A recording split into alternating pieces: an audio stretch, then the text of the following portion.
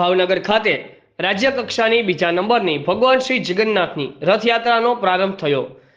ભાવનગરના સુભાષનગર ખાતે આવેલા ભગવાન જગન્નાથજીના મંદિરેથી 39મી રથયાત્રા કાઢવામાં આવી હતી। 18 કિલોમીટર લાંબી આ રથયાત્રામાં 90 જેટલા ટ્રક, ટ્રેક્ટરો, હાથી અને ઘોડા જોડ્યા હતા। નંદ ઘેર આનંદ વયો, જય કનૈયા લાલ કીના નારા સાથે સમગ્ર ભાવેણા જાણે કૃષ્ણમય બની ગયું હોય તેવું લાગી રહ્યું હતું। જગન્નાથજીની રથયાત્રા હર્ષોલ્લાસ સાથે હજારો સંખ્યામાં લોકો જોડાયા હતા। હજારો લોકોએ ભગવાન જગન્નાથના દર્શન કર્યા। આ રથયાત્રામાં બાળાઓ દ્વારા તલવારબાજીના કરતબ કર્યા હતા। સાથે બજરંગ અખાડાના કાર્યકર્તાઓ દ્વારા અલગ અલગ જાતના કરતબ કર્યા હતા। આ યાત્રામાં ભગવાન જગન્નાથજીની પ્રસાદી લેવા લોકો ઉમટી પડ્યા હતા। આ રથયાત્રા શાંતિપૂર્ણ પસાર થાય અને કોઈ અનિચ્છનીય ઘટના ન બને તે માટે ભાવનગર આઈજી, એસપી અને સમગ્ર પોલીસ સ્ટાફ, આરએફએના જવાનો, બ્લેક કમાન્ડો તમામ ખડે પગે ઊભા રહ્યા હતા।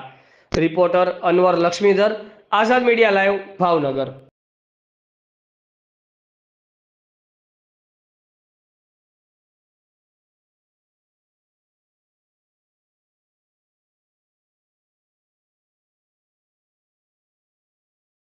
વોલીબોલ કેમેરા તથા ડ્રોન કેમેરાથી ચાપની નજર રાખવામાં આવી રહી છે।